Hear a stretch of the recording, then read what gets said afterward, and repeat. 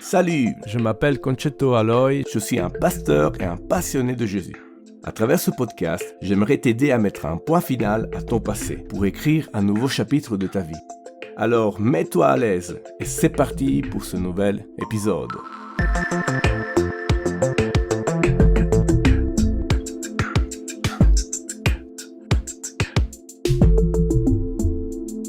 Bienvenue sur Un Nouveau Départ, le podcast de ceux qui veulent recommencer. Nous voici encore en ligne, j'ai super hâte de passer ce moment avec toi, ce nouveau épisode, mais surtout de te parler encore d'une histoire, d'un personnage biblique qui a vécu un nouveau départ. Et je suis sûr et certain que Dieu a quelque chose à nous dire. Donc je m'appelle Concetto, je suis italien, et c'est pour cela que j'ai un petit accent, et parfois je fais des erreurs, sois miséricordieux. Je suis pasteur d'une église, mari et père de 2 enfants. Et en 2014, Dieu m'a appelé à quitter l'Italie pour commencer un parcours de formation théologique à Bruxelles. Et après avoir terminé mes études, c'était clair en 2017 que je devais quitter l'Italie, où j'étais gendarme pour commencer une nouvelle vie ici en Belgique. C'est le cas de le dire, un nouveau départ. Donc l'objectif du podcast est simple. À chaque épisode, je te parle d'un personnage biblique qui a vécu une première partie de sa vie où il y a eu des problèmes, des situations compliquées, mais ensuite une rencontre avec Dieu,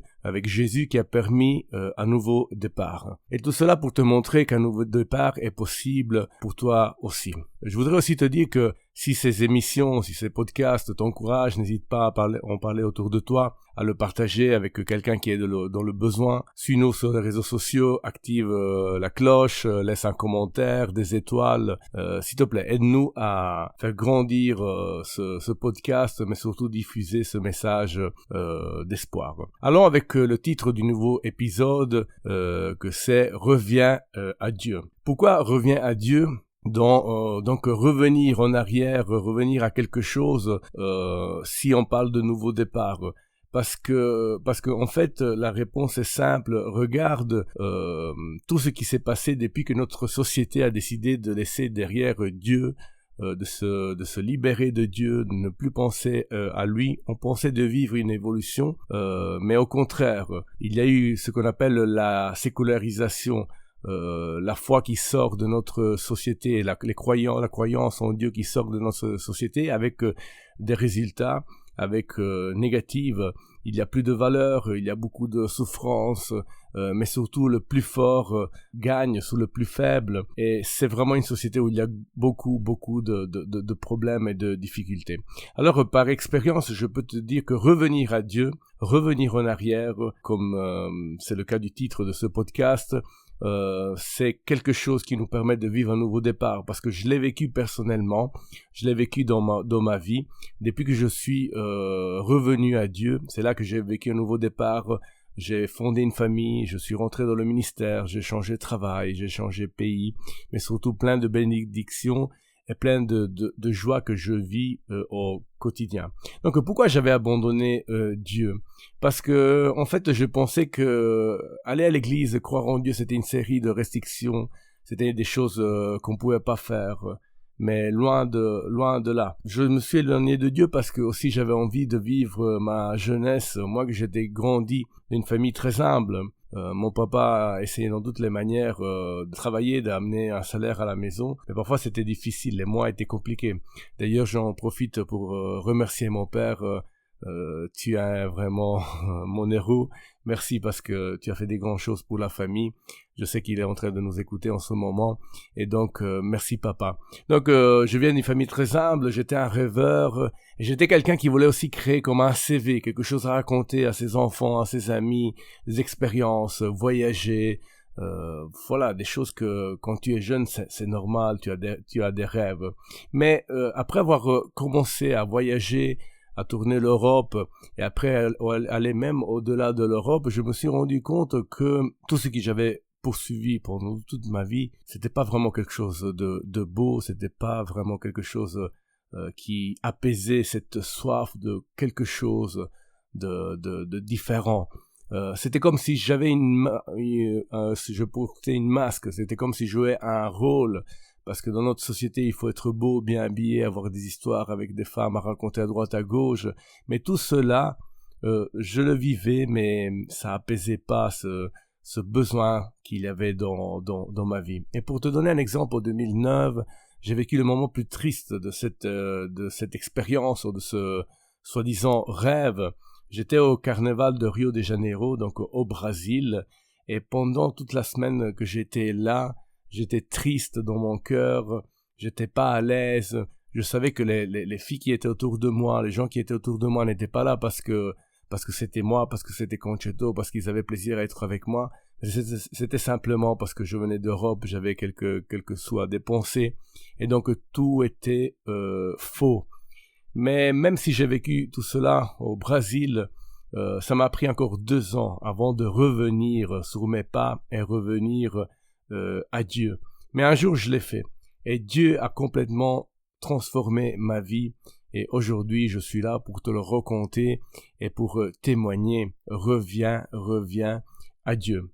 Mais au-delà de mon expérience, la Bible nous parle du revenir, de l'importance. Et aujourd'hui, on le fera à travers un personnage féminin qui s'appelle Naomi. C'est la première fois qu'un nouveau départ, on parle d'une femme de la Bible. Mais même des femmes de la Bible, on a des choses à apprendre. Son prénom, la femme s'appelle Naomi. Mais allons lire l'histoire de ce nouveau personnage biblique. Donc son histoire est racontée dans le livre de Ruth au chapitre 1. Et on va lire les premières 7 versets. À l'époque des juges, il y eut une famine dans le pays. Un homme de Bethléem de Juda partit avec sa femme et ses 2 fils s'installer dans le pays de Moab. Le nom de cet homme était Elimelech, celui de sa femme Naomi, et ses 2 fils s'appelaient Machlon et Kilijon. Ils étaient Éphratiennes de Bethléem en Juda. Arrivés au pays de Moab, ils s'installèrent. Elimelech, le mari de Naomi, mourut, et elle resta avec ses 2 fils. Ils prirent des femmes moabites, l'un s'appelait Orpa et l'autre Ruth, et ils habitèrent là environ 10 ans. Machlon et Kilijon moururent aussi tous les 2, et Naomi resta privée de ses 2 fils et de son mari. Alors se leva elle et ses belles-filles, afin de quitter le pays de Moab. En effet, elle lui avait appris que l'Éternel était intervenu en faveur de son peuple. Elle lui avait donné du pain. Elle partit de l'endroit où elle habitait, accompagnée de ses 2 belles-filles. Elle se mit en route pour retourner dans le pays de Juda. Alors, comme d'habitude, je te donne toujours le contexte avant d'aller plus loin. Nous sommes à l'époque des juges. C'est une des périodes plus compliquées pour le peuple d'Israël. Il y a de l'idolâtrie, de la dépravation, de la violence, mais surtout, chacun fait ce qu'il veut et chacun fait des choses qui déplaisent à Dieu. Et donc, il y avait cette situation compliquée. Et cette situation devient encore pire parce que arrive une famine. En Israël, il y a une famine, il y a de la faim, il y a de la désolation. Et notre société n'est pas tellement différente. Voilà, sûrement les contextes ont changé, les coutumes ont changé, mais ici, dans cette société, en 2024, aujourd'hui comme à l'époque, il y a de la dépravation, de la violence, il y a des guerres de pouvoir, il y a de la violence les plus faibles, il y a une crise financière, et il y a même des famines, des réelles famines qui arrivent un peu partout dans le monde. Alors, cet homme, Elimelech, de laquelle on a parlé, avec sa femme Naomi, décide de prendre la situation en main et de quitter la ville de Bethléem. Se déplacer de la ville de Bethléem, c'est quand même un déplacement important. À niveau théologique, en fait, on se déplace de la ville de Bethléem, la ville où naîtra le Fils de Dieu, Jésus-Christ, pour aller vers les campagnes de Moab. Donc c'est un déplacement important à niveau théologique, c'est un peu s'éloigner de Dieu. Et regardez, c'est intéressant parce que Elimelech, ça voulait dire l'Éternel est mon roi. Donc ce père de famille, ce patriarche qui s'appelait l'Éternel est mon roi, Elimelech, abandonne la terre du Seigneur pour aller loin de lui. Et il abandonne Bethléem, la ville, cette ville, le prénom signifie la maison du pain. Le pain représente le nécessaire, ce que Dieu ne nous fera jamais manquer. Et par expérience, je peux te dire que quand on lui fait confiance, on manque de rien. et on a toujours ce qu'il faut pour avancer, pouvoir vivre. Donc Elimelech et Naomi abandonnent la ville de Bethléem et s'éloignent de la maison du pain, de la maison de Dieu, pour aller vers une maison de dépravation. Les compagnes de Moab, dans la Bible, la région de Moab, sont connues par la dépravation qu'il y avait dans ces lieux. Par exemple, en Genèse 19, 30-38, on parle de l'inceste qu'il y a eu dans cette région entre Lot et sa fille. On parle aussi du roi Balak, roi de Moab, que demande à Balaam de maudire les Israélites. Donc, c'est un peuple qui est dans la fornication, dans l'idolâtrie, c'est un peuple qui est loin de Dieu. Et c'est là que cette famille, Elimelech et Naomi, décident d'y aller, eux avec leurs enfants. C'est vraiment prendre la situation en main et s'éloigner de Dieu. Et c'est là qu'ils s'établissent pendant une dizaine d'années. Ils arrivent dans ce nouveau pays avec des nouvelles croyances, loin de Dieu. Et c'est à cause de ce déplacement que j'aimerais te poser la première question qui introduit le premier point. Donc, est-ce que abandonner Dieu, comme ils l'ont fait ces hommes, comme il a fait Elimelech et Naomi, et comme ils font plusieurs, comme notre société a fait, est-ce que c'est vraiment la solution? Alors j'aimerais te répondre en première, te donner ce conseil: s'éloigner de Dieu n'est jamais la bonne solution. Parce que la situation d'Elimelech et de Naomi ne s'est pas améliorée. Au contraire, c'était le début d'une catastrophe. Comme on a lu dans le texte, Elimelech, après quelque temps, il meurt. Et ensuite, c'est ces deux enfants qui meurent, qu'entre-temps avaient marié de femmes de Moab. Les 3 hommes meurent un après l'autre. Et donc Naomi se retrouve, le personnage de notre histoire, se retrouve toute seule avec ses belles filles. Et il faut savoir que se retrouver toute seule à cette époque-là, c'était une catastrophe. C'est pas l'époque où les femmes ont une certaine indépendance, ils travaillent. C'est une époque patriarcale où la femme, c'est l'homme qui s'occupe de sa femme, c'est l'homme qui s'occupe de ses filles, et donc c'est compliqué. Pourquoi sont arrivés ces décès? La Bible ne l'explique pas. Peut-être une maladie, peut-être un accident, mais la chose importante, c'est que ces 3 hommes, malheureusement, ils meurent. Et malheureusement, les problèmes dans la vie arrivent d'une manière soudaine. Pardon, quand tu t'y attends pas, quand tu as l'impression que tout va bien. C'était par exemple le cas en 2020, tout se passait normalement. Tout à coup, Covid-19, et il y a des personnes qui sont parties vers l'hôpital et sont plus jamais revenues à la maison. Ça peut être un accident, ça peut être une perte d'emploi, ça peut être une rupture sentimentale. Parfois, la vie est difficile. Je vous enseigne rien de nouveau. Donc, ces 3 veuves restent tout seuls dans cette société. Et maintenant, qui s'occupera d'eux? Qui s'occupera de les soutenir? Qui s'occupera de pourvoir à leurs besoins? Et la situation est tellement compliquée que ces femmes, que Naomi décide de se faire appeler Mara. En fait, le deuil qu'il avait dans son cœur devient public. La situation est tellement compliquée qu'elle commence à dire autour d'elle: appelez-moi Mara. Ça veut dire amère, sa douleur, son deuil devient public.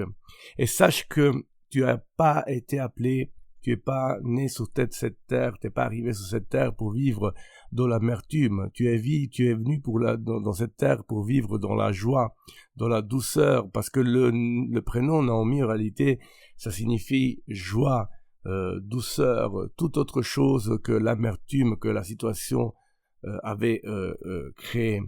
Vous savez, il y a des personnes qui disent que nous qu'on croit, on est des faibles, parce qu'on a besoin de s'accrocher à quelque chose de plus grand que nous. Et j'aimerais dire à ces personnes qu'ils ont raison, parce que quand soudainement arrive une catastrophe, une maladie, tu en as besoin.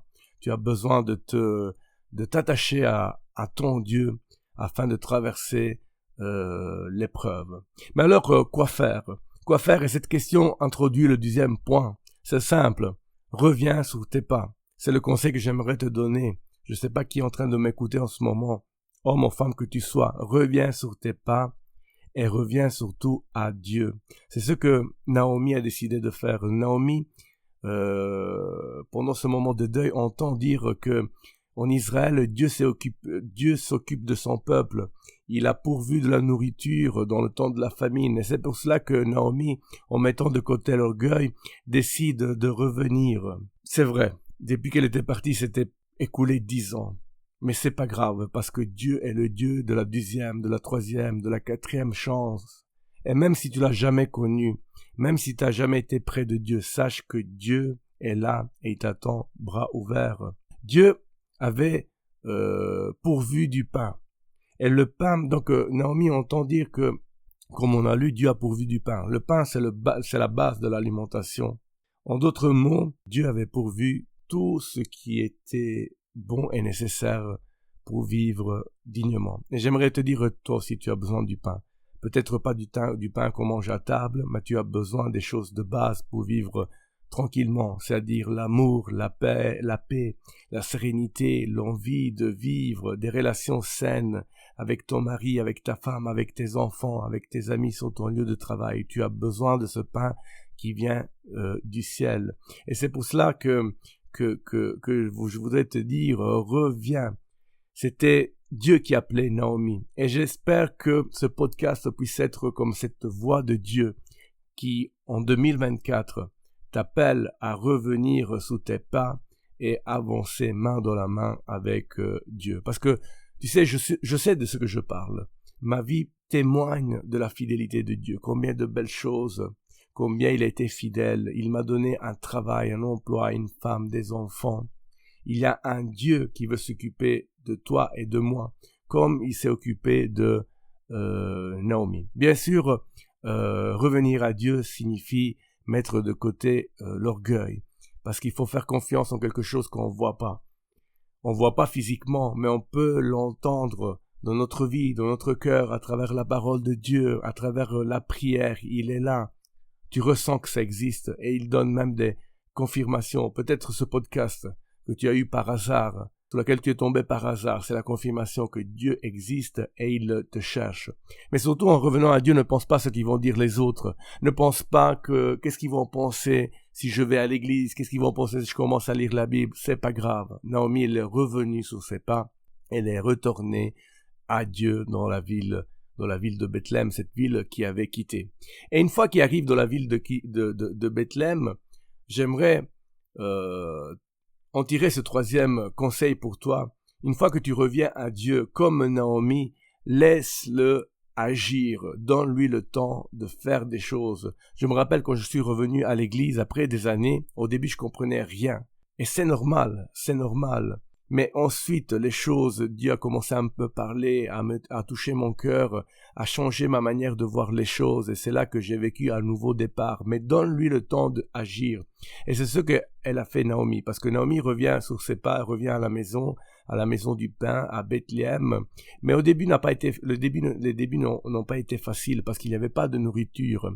Et donc Ruth, sa belle-fille, demande de pouvoir aller glaner dans les champs, récolter ces épis qui tombaient des gerbes des moissonneurs. Et bien sûr, Naomi, elle accepte.